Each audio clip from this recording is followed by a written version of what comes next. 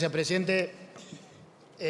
Primero, ministro, no voy a hacer caso omiso a lo que usted dijo al principio respecto de las reglas de sus visitas. Es cierto que el artículo 101 no está arreglado en una ley, pero sí está arreglado en nuestros reglamentos de cada una de las cámaras que tienen jerarquía constitucional.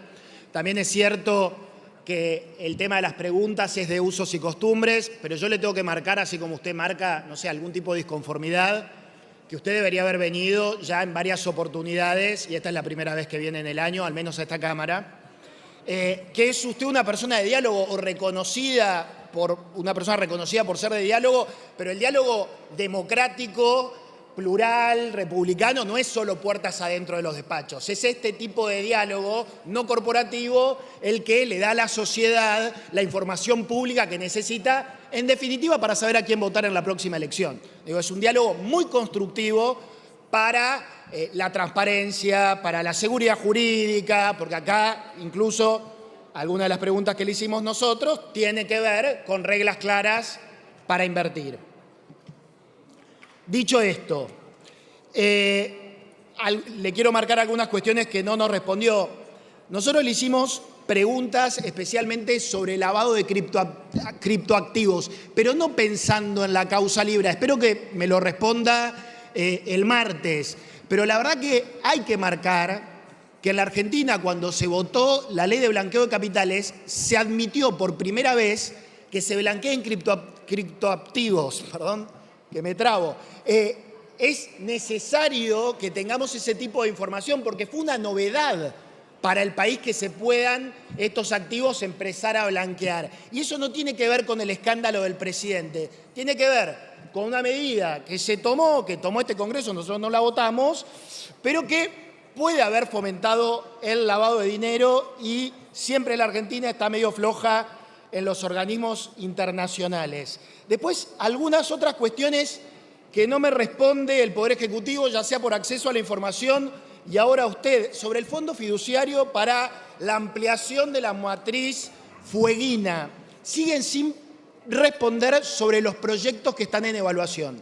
Ahí hay muchísimo dinero del IVA que cuando Alberto Fernández, Sergio Massa, Culfas y no sé quién más le prorrogaron por decreto a la isla, a la provincia de Tierra del Fuego, el régimen de promoción industrial y a los empresarios radicados ahí, por supuesto, por unos cuantos años más, o sea, estaba cumpliendo 50 años, prorrogaron como por 25 o 30 y crearon este fondo fiduciario, de los que ustedes efectivamente han disuelto 19. En este están tardando, pero tiene muchísimo dinero para proyectos productivos que deberíamos saber el resto de los argentinos cuáles están evaluando, porque no es transparente y bueno, ya sabemos todo lo que pasa con ese régimen y los empresarios que ensamblan celulares carísimos para el resto de los argentinos. Otra cosa que no me respondió ni una pregunta es sobre el Grupo Banco Nación. El Grupo Banco Nación tiene 6 empresas del grupo: Nación Seguro, Nación Servicio, Nación Reaseguro, Nación Servicio de Retiro, Nación Bursátil, en fin, una cantidad de empresas públicas que ustedes intentaron privatizar en la ley Bases y que yo ahora quiero que nos actualicen la información básica, cuántos empleados tienen, en fin, evaluarlas un poco para ver qué hacemos, porque es un mastodonte esa empresa pública. Ustedes cambiaron el estatuto utilizando la ley Bases porque era una entidad autárquica del Estado, utilizaron las delegaciones, ahora es una sociedad anónima, pero le digo con todo respeto, el ministro del gobierno del Frente de Todos me respondió mucho más con un acceso a la información de lo que me está respondiendo este gobierno. La verdad que es muy contradictorio con las políticas que ustedes sostienen. Después, respecto de la ley de tabaco, afortunadamente ahora nos responden cómo es que hicieron el relevamiento de precios. Yo esto se lo quiero recordar, pero para que vea lo importante, tiene que ver con la seguridad jurídica, este intercambio institucional que usted hace. La ley Bases y su paquete fiscal, donde incorporamos en la ley Bases, mejor dicho, el nuevo impuesto al tabaco, fue sancionada el 29 de abril del año pasado. Ustedes tenían 90 días para reglamentar y se tomaron 10 meses para reglamentar la base idónea del precio del tabaco. Ni bien lo reglamentan, tengo acá, voy a nombrar 2 tabacaleras o 3, Sarandí, que fue el señor Otero, el famoso rey del tabaco, así le dijo el presidente Milei, te declaraba un Red Point Blue, le declaraba Arca a 1.015 pesos. Y el relevamiento que hicieron ustedes con el correo argentino, en esto que acaba de informar, que hicieron en febrero, era que lo vendían a 1.952. Más de un 90% estaba estafando el señor del tabaco a Arca, es decir, a todos los argentinos. Pero, por ejemplo, Tabacalera Expert, que la recuerdo muy bien, no tiene que ver con el diputado, se llama así. Tabacalera Expert del señor Tomeo, no, el otro no sé.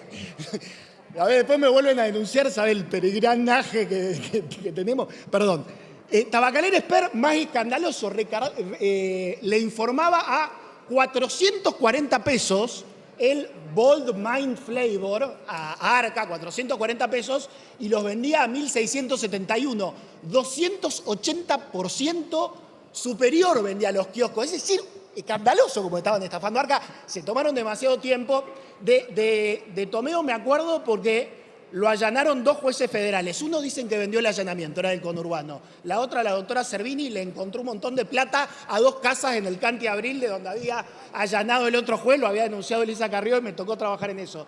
Todo tabaco, este es el peor, declaraba 450 pesos, vendía 2.425, un 440% de estafa al erario público. Es bueno que hayan tomado esa medida, es bueno, se lo reconozco, que hayan denunciado al señor Otero, probablemente lo denunció Arca, tengan que denunciar a muchos más, porque la verdad que nosotros y este Congreso, o parte de este Congreso, mejor dicho, trabajó bastante bien. Yo quiero terminar con 2 temas que pareciera que no tienen que ver con lo mismo, pero están relacionados en alguna medida. Y un poco tienen que ver con la última inflación y con la salida del cepo que, gracias a Dios, gracias al equipo económico seguramente, ha sido, o por lo menos en estos 3 días, muy exitosa. Y gracias a este Congreso que blindó un DNU que era necesario coincido con el presidente Milei. Yo voté la ley Guzmán, pero es una mala ley. Es una mala ley que no fomenta o no ayuda a hacer este tipo de acuerdos. La verdad que en ese momento de pandemia, de Massa presidente de la Cámara, de Alberto con 80% de imagen positiva, cometimos algunos errores en este Congreso en el 2020, votando algunas leyes que no deberíamos haber votado. Lamentablemente, la inercia era mucho. Ustedes la votaron, está bien, yo estoy haciendo mi autocrítica, diputada Pendaca. Hoy acaba de cerrar el dólar mayorista a 1.135. El dólar blend, con el que liquidaban los exportadores, estaba a 1.130 la semana pasada. El campo tuvo una reducción de retenciones en enero, que nosotros ya presentamos un proyecto de ley y la comisión que preside el diputado Atilio Benedetti está avanzando para hacer constantes durante todo el año la baja que hizo por decreto el Poder Ejecutivo. Porque hoy la situación del campo, le diría que es exactamente igual a la semana pasada, con este tipo de dólar con el que tiene que liquidar. Obviamente, en nuestro caso no les estamos pidiendo una devaluación, les estamos pidiendo que la baja de retenciones sea permanente y decreciente, porque no va a ser rentable sembrar soja en la mayor parte de la Argentina. Soja.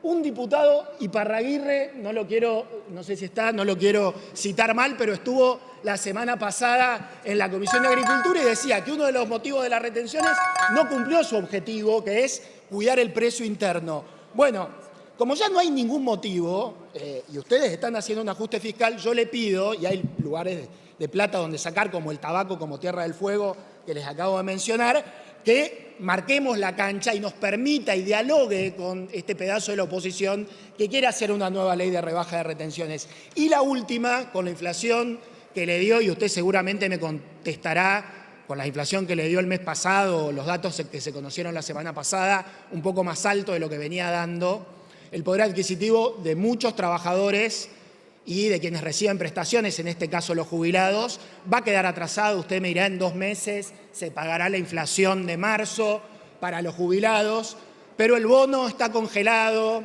La inflación de enero de hace un año y medio no se reconoció completa y nosotros vamos a seguir impulsando el proyecto que le reconoce el 8% de la inflación de enero de 2024 a los jubilados. Lo presentó la diputada Oliveto, lo estamos tratando en los emplazamientos y queremos llegar a un acuerdo para que los jubilados tengan un tipo de recomposición un poco más alta y, obviamente, para que los trabajadores tengan una recomposición en paritarias libres como corresponde. Muchas gracias. Con respecto a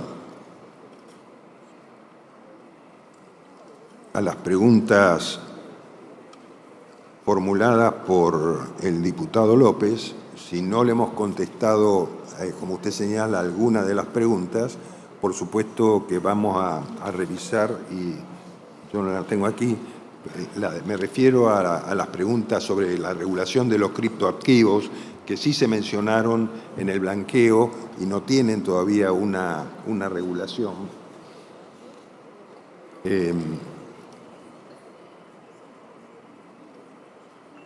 Le voy a informar, creo que todavía no hay una regulación expresa sobre todo eso, pero coincido con usted que debiera haber una regulación, que no es una regulación sencilla. Yo creo que en el caso particular del blanqueo lo que se quiso hacer es permitir que esos criptoactivos se conviertan en moneda y se puedan ingresar en el blanqueo.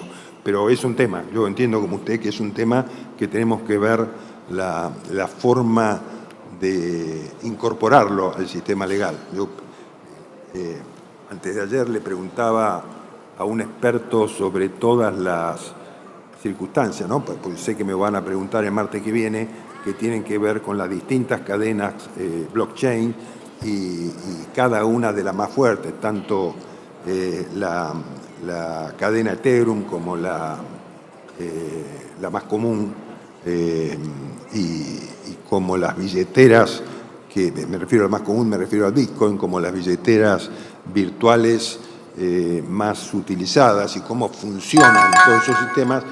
¿Me está tocando a mí, presidente? No, continúe.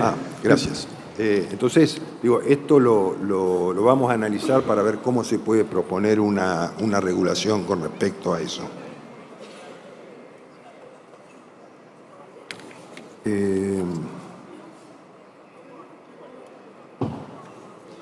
Sí, cuando me pregunta el diputado López sobre las retenciones al agro, obviamente es un tema en el que todos estamos de acuerdo, que más para generar una actividad incremental en el sector agropecuario, seguramente la baja de las retenciones sería un incentivo. Lo mismo que si uno baja impuestos en cualquier otro sector, son un incentivo para generar más actividad económica.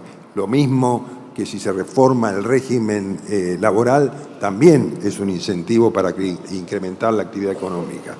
En el caso particular del agro, el gobierno había anunciado que la baja de las retenciones era solamente temporal porque había fundamentalmente una falta de liquidación de divisas. Por ejemplo, hasta la información que yo tenía, que fue el día de ayer, creo que de la campaña anterior, me refiero a campaña agrícola anterior, había todavía un 11% que no se había liquidado y de la actual solamente se ha liquidado el 19%. Con lo cual, de alguna forma, tenía un doble sentido. Tenía el sentido de apoyar al sector agropecuario en un momento complejo por los precios y por el clima, y al mismo tiempo era una forma de poder generar liquidación para obtener divisas el Banco Central. Pero sí eso está en la cabeza, el presidente lo ha dicho en la exposición rural pasada, que es un pésimo impuesto y que en su gestión iba a tratar de terminarlo o al menos de ir bajándolo progresivamente, que es lo que usted propone.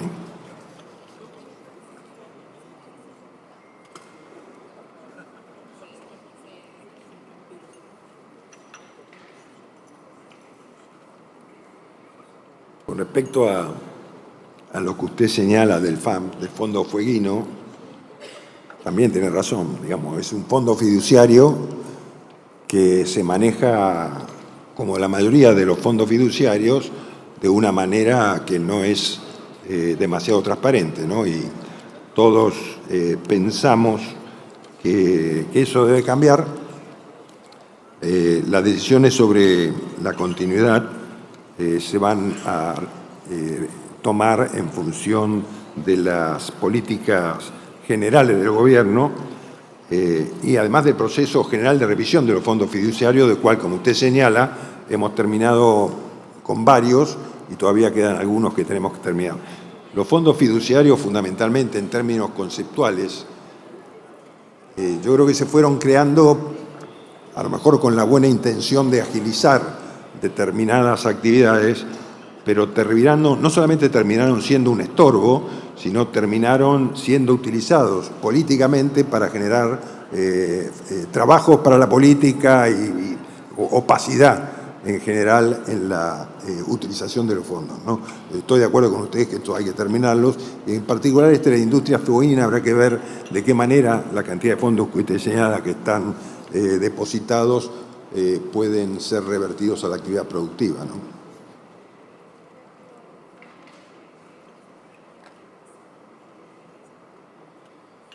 Me preguntaba usted también sobre la cantidad de empleados que tienen las distintas empresas que forman parte del Grupo Banco Nación. Yo creo que ha sido una excelente decisión, primero, transformar a la sociedad del Estado Banco Nación en una sociedad anónima. Creo que es un proceso, ¿no? Cuando estemos preparados entre el Ejecutivo y el Congreso, tal vez se pueda tomar la decisión que muy increíblemente tomó en su momento, en su gobierno anterior, Lula en Brasil, ¿no? Que comenzó por generar una sociedad anónima y después capitalizó con el sector privado del banco y se convirtió en el banco más grande de Brasil con un activo realmente impresionante, ¿no? Con lo cual, ojalá en algún momento podamos hacer. Pero sí, en la pregunta 17 creo que le respondimos sobre la cantidad de empleados que tenía cada uno de... Perdón, ahí está en la pregunta 101 del informe. Así es, ¿no? 101 del informe, sí. Está la cantidad de empleados que tiene cada una de las empresas del Banco Nación. Si quiere se lo repito, pero ahí está contestado, ¿no? Nación Bursátil 26, Pellegrini 42, Nación Servicios 1018, Nación Seguros 769, Nación Retiros 8, Nación Reaseguros 14 y el Banco Nación 16.000. Si usted me pregunta, seguramente varias de estas empresas no tengan demasiado sentido, ¿no? Y tal vez el Banco Nación pueda avanzar en desarmarlas o en privatizarlas, porque son empresas pertenecientes al grupo, ¿no?